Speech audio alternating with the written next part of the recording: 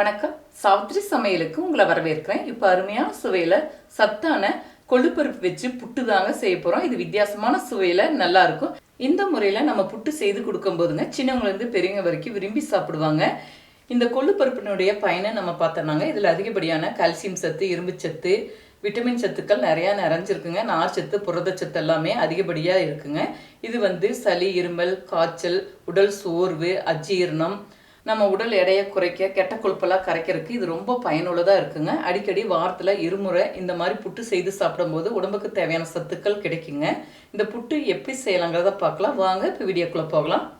கொள்ளு புட்டு செய்யறதுங்க 1 கப் அளவுக்கு கொள்ளுப்பருப்பு எடுத்துருக்கேங்க.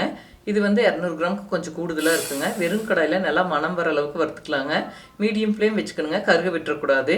உங்களுக்கு கலர் மாறி நல்லா மணம் வர அளவுக்கு உங்களுக்கு வறுபடும் போதே நல்லா மணம் வரும். அதே மாதிரி கொஞ்சம் உப்பி கலர் மாறி வரும். அந்த பக்குவத்தில் இறக்கி வச்சுக்கணும். குப்பை தூசி கல் மண்ணெல்லாம் இல்லாமல் பார்த்து சுத்தம் செய்து எடுத்துக்கணுங்க. இப்போ நல்லா வறுபட்டு நல்லா மணம் வருதுங்க.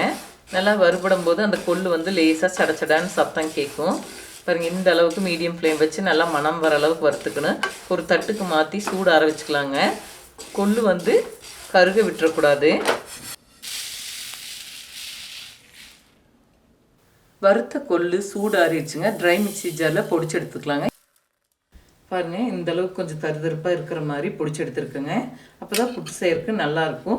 நைஸ் பவுடராக செய்யக்கூடாது. இது ஒரு பாத்திரத்துக்கு மாற்றிக்கலாங்க. ஒரு நைஸ் ரவை பதத்துக்கு பொடிச்சு எடுத்துக்கிட்டால் சரியாக இருக்கும் புட்டுக்கு. இது கூடவே சிறிதளவு உப்பு சேர்த்துக்கலாங்க.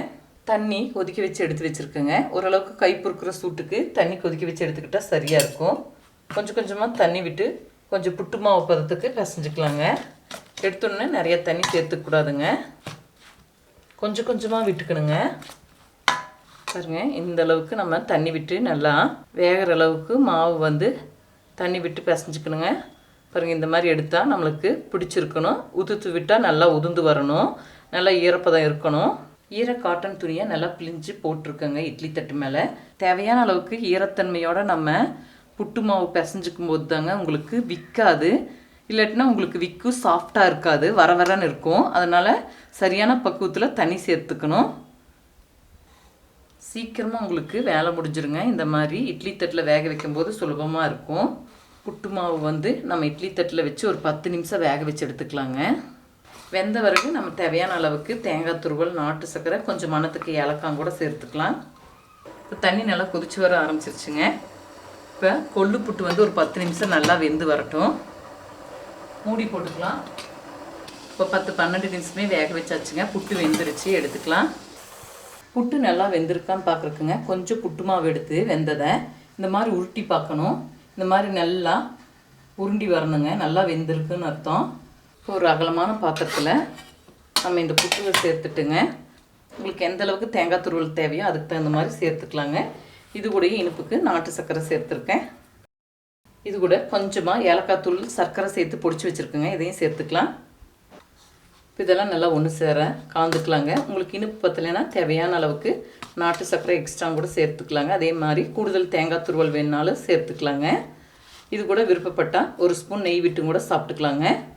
இந்த கொள்ளு புட்டு நம்ம காலை சிற்றுண்டியாக, மாலை சிற்றுண்டியாகவும் செய்து சாப்பிட்லாங்க. ஈவினிங் ஸ்நாக்ஸுக்கு இந்த மாதிரி புட்டு செய்து கொடுத்தா விரும்பி சாப்பிடுவாங்க. இது கொஞ்சமாக சாப்பிட்டாலே உடம்புக்கு தேவையான எல்லா சத்துக்களுமே கிடைக்குங்க. வயிறு ஃபில் ஆயிரும். அளவாக சாப்பிட்டாலே போதுங்க.